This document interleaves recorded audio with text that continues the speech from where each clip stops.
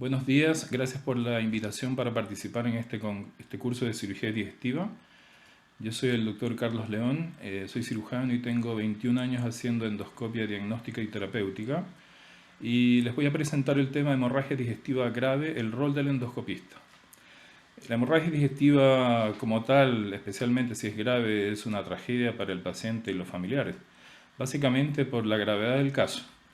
El foco hemorrágico puede aparecer desde cualquier parte del tubo digestivo, desde el esófago hasta el recto, incluso provenir de las vías biliares o el páncreas. Y nosotros utilizamos dos puntos de referencia, como es el ángulo de Trice o ángulo duodeno-yeyunal y la válvula ileocecal.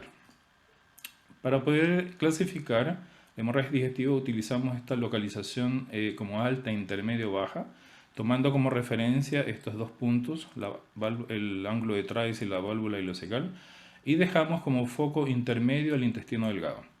En cuanto a la gravedad, una hemorragia digestiva puede ser leve o incluso grave o masiva. En relación a la presentación clínica, los pacientes que sangran activamente lo van a hacer como hematemesis, hematoquesia o rectorragia. Recordemos que la hematoquesia puede tener un foco hemorrágico alto en un 10 o un 15%. La presentación como melanemesis, ese vómito negruzco en pozo de café o melena, da la indicación de que el paciente ya sangró. En cuanto a la gravedad del cuadro, como le había mencionado, puede ir desde un paciente asintomático con una hemorragia leve a un cuadro mucho más grave y especialmente si es masivo, con caída de la presión arterial sistólica por debajo de los 100 o aumento de la frecuencia cardíaca por encima de 100, incluso más en el caso de la hemorragia masiva, que va a representar una pérdida de unos 1500 cc o 2000 o un poco más. ¿Cuál es el escenario del paciente en hemorragia digestiva? El paciente puede fallecer antes de llegar al hospital o a la clínica. Si llega al servicio de urgencias, es importante hacer una evaluación clínica y al mismo tiempo iniciar la resucitación y estabilización del paciente, para posteriormente hacer una reevaluación, probablemente con imágenes como el angiotac. Hay tres especialistas que están alrededor de este paciente: el endoscopista, el cirujano y el radiólogo intervencionista. Y es frecuente escuchar la pregunta ¿quién está de llamado? Porque es importante evaluar a este paciente. Si decidimos hacer la endoscopia alta, las primeras 6 horas estamos hablando de una endoscopia urgente. Si es en las primeras 24 horas, hablamos de una endoscopia precoz. ¿Cuál es la ventaja? Que la endoscopia, aparte del diagnóstico, nos va a permitir hacer un tratamiento del foco hemorrágico. Es bueno tener una sonda de Sense-Taken en el maletín de accesorios, puesto que en los casos de hemorragia digestiva varicosa puede que no sea fácil hacer la ligadura de las varices y podemos utilizarla. Por ejemplo, este paciente tuvo una hemorragia digestiva alta varicosa y el día anterior se le colocaron bandas elásticas, pero presentó un resangrado. Se intentó hacer la endoscopia y volver a ligar las varices, pero no fue posible. Vemos el estómago lleno de coágulos, portaba una prótesis biliar, así que al día siguiente se le colocó la sonda de Sense-Taken y se retiró y podemos observar cuáles son las condiciones de las paredes del esófago. Se intentó hacer ligadura de las varices, pero no fue posible. Finalmente este paciente fue manejado por el radiólogo intervencionista y se le puso un shunt portosistémico. Nosotros utilizamos endoscopios, tanto diagnósticos como terapéuticos, colonoscopios y duodenoscopios, dependiendo de la posible localización del foco hemorrágico.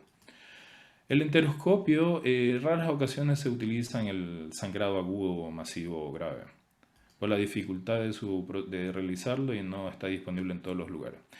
¿Cuáles son las consideraciones que debemos tomar en estos pacientes? El paciente tenga un estómago lleno con comida, con coágulos, con sangre. Por ende, es importante proteger esa vía aérea mediante una intubación orotraqueal. ¿Dónde vamos a realizar la endoscopia? Idealmente en pabellón, con vía aérea protegida. Y en caso de que no sea posible hacer un tratamiento endoscópico, el paciente puede requerir un procedimiento intraoperatorio con apoyo del cirujano.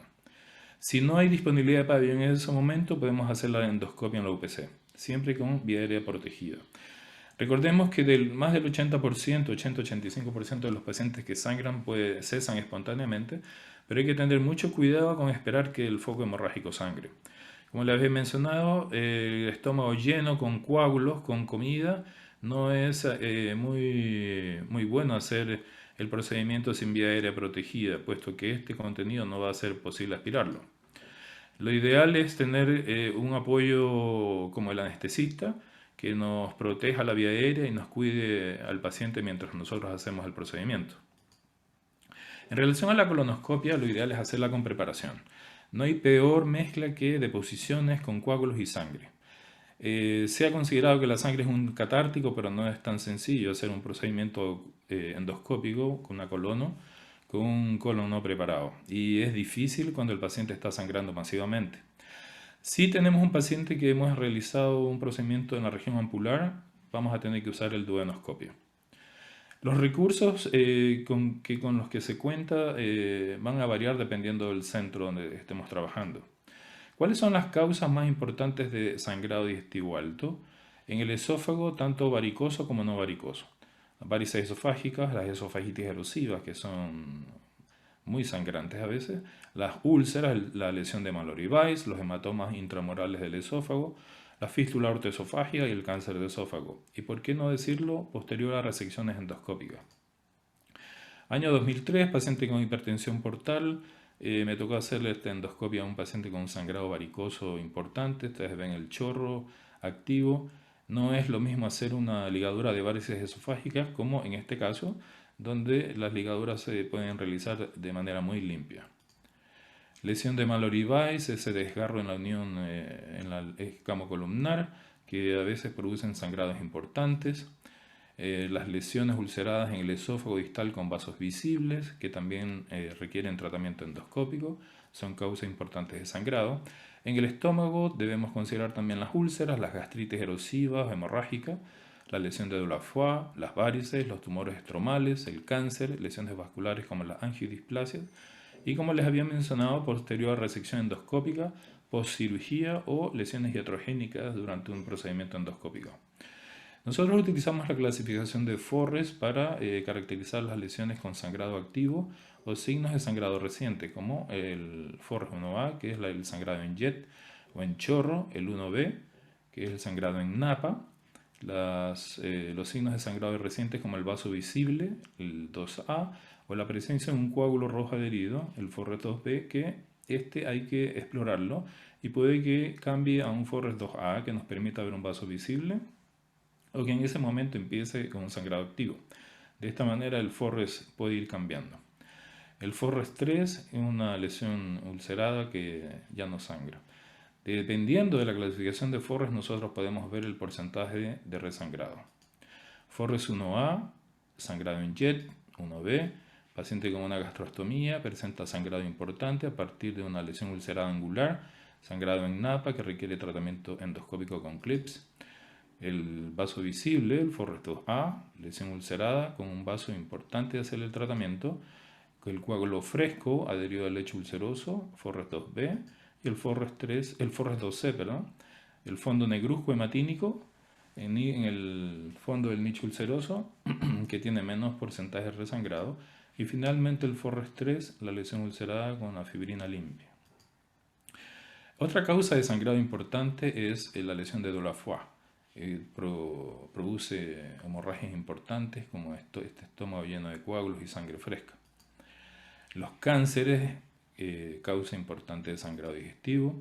Las lesiones de tipo vascular como las angiodisplasias. Este paciente ingresó por una hemorragia digestiva alta, el estómago en este caso está limpio, ya no ha sangrado.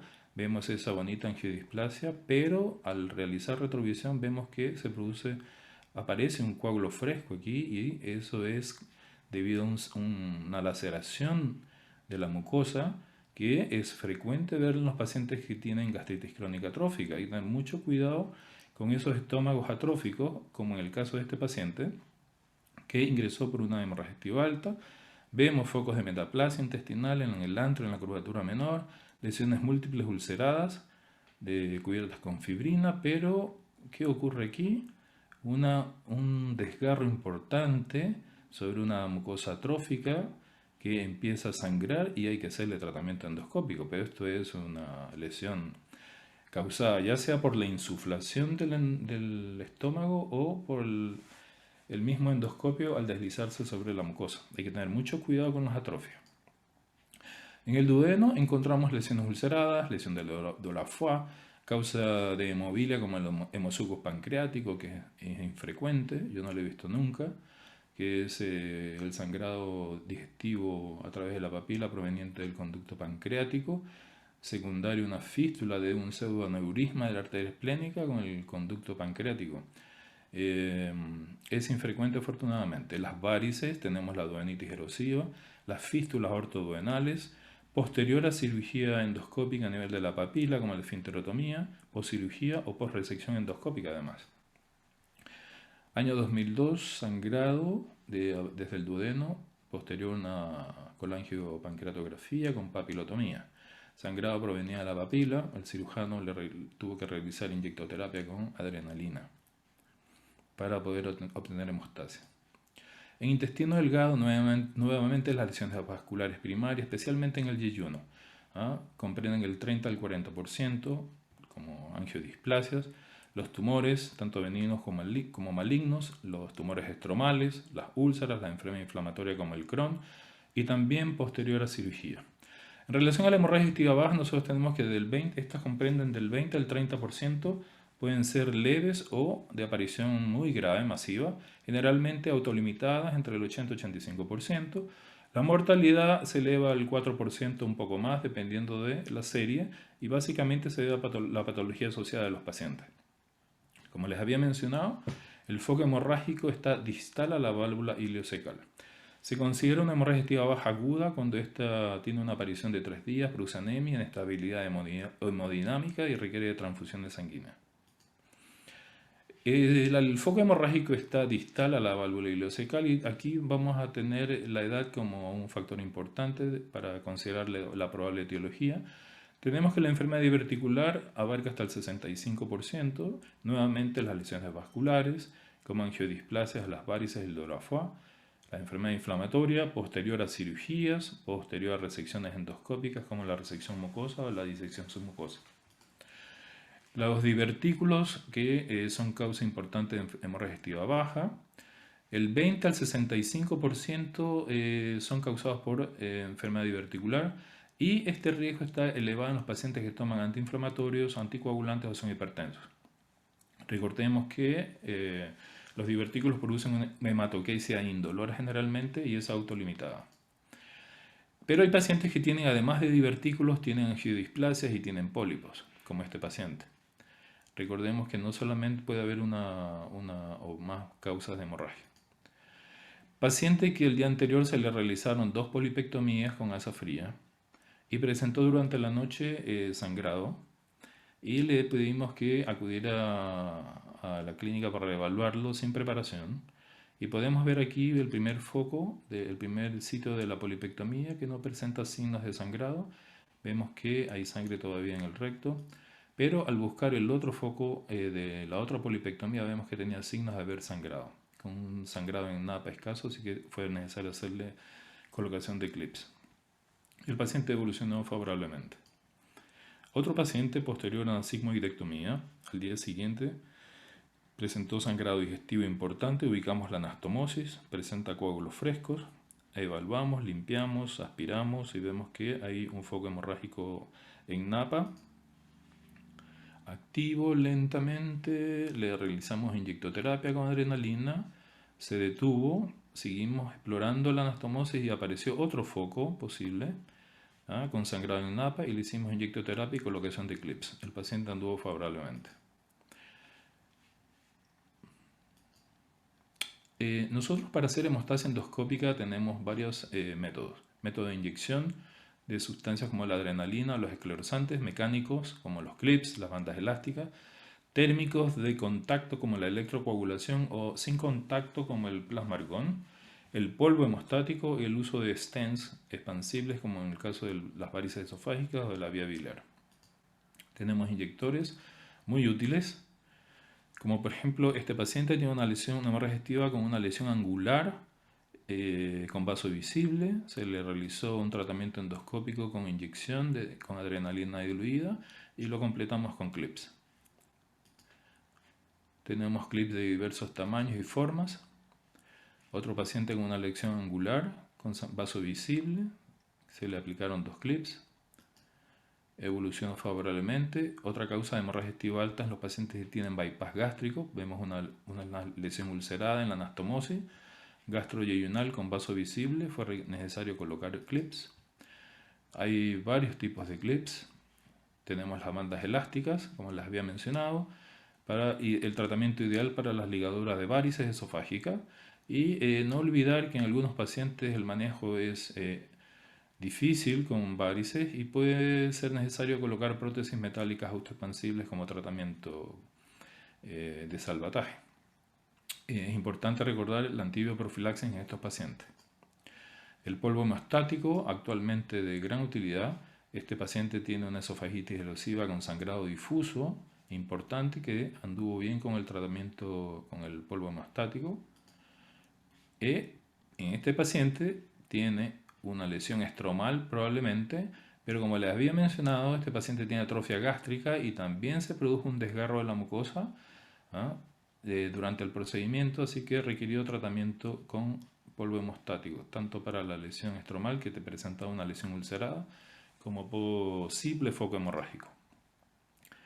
Nosotros, como tenemos varias formas de tratamiento, tenemos que elegir la más adecuada para los pacientes.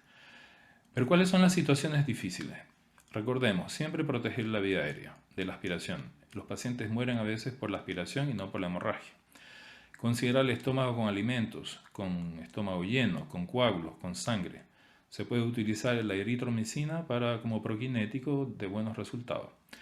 Una forma de evaluar el tubo digestivo alto en una hemorragia digestiva es primero evaluar el esófago, luego pasar al duodeno, regresar al antro, ver la incisura, la curvatura menor, la región subcardial, el fondo y el cuerpo. Ese es un buen orden para hacer una endoscopía en urgencia, en hemorragia digestiva alta. A veces tenemos que cambiar al paciente de posición. Recordemos que el paciente está intubado, de lateral izquierdo a lateral derecho, dependiendo de las condiciones, y tratar de no usar tanta agua, porque finalmente llenamos el estómago de agua y no podemos hacer un buen procedimiento. ¿Cuáles son situaciones difíciles en hemorragia digestiva alta? Las rupturas de varices esofágicas, la ruptura de varices gástricas, las lesiones ulceradas de la curvatura menor, una especialmente ubicada en la pared posterior del bulbo duodenal, que es terrible cuando se produce una lesión con sangrado importante, así como la lesión de la foie. Recordemos, protejamos la vía aérea siempre. En relación a las varices esofágicas sangrantes, lo ideal es hacer las ligaduras con banda. La escleroterapia paravaricial o intravaricial tiene un efecto tampón, pero lo ideal es hacer ligadura con banda. Si no es posible o fracasa el tratamiento, no pierdan tiempo, coloquemos la Senstaken y esperemos una endoscopia de revisión al día siguiente para intentar nuevas ligaduras, o si no es posible, el radiólogo intervencionista nos va a apoyar muy bien con tips, con shunts. En relación a las varices gástricas sangrantes, recordemos que el cianoacrilato, que tiene buenos resultados, pero tiene alto riesgo de embolias y trombosis. Entonces hay que tener mucho cuidado con su realización. En agudo, en hemorragia digestiva masiva, la endosonografía no tiene ningún rol, puesto que no hay endosonografista en todos los lugares ni equipo. Las varices gástricas, como estas, en el fondo de la región subcardial, producen sangrados muy importantes que deben ser manejadas adecuadamente, idealmente, como les había mencionado, con el cianoacrilato, pero recordemos el alto riesgo de complicaciones como embolias y trombosis. Se utilizan con mezcla de lipiodol bajo control radiológico. Como conclusiones, importante la evaluación del paciente, iniciar estabilización, reanimación y al mismo tiempo evaluar si se puede realizar un angiotac para tratar de ubicar el foco hemorrágico. Si realizamos la endoscopia alta, siempre con protección de vía aérea, es importante que el endoscopista y el técnico paramédico estén bien entrenados y se conozcan y sepan trabajar en equipo para poder evaluar y elegir la alternativa de endoterapia más adecuada para el paciente. Si hacemos una colono sospechando una hemorragia digestiva baja, recordemos siempre, idealmente con preparación, el duodenoscopio en casos de que tengamos un foco hemorrágico a nivel de la región ampular. El radiólogo intervencionista nos va a apoyar de buena manera haciendo angiografías, embolizaciones, tips, especialmente si el tratamiento endoscópico no es posible.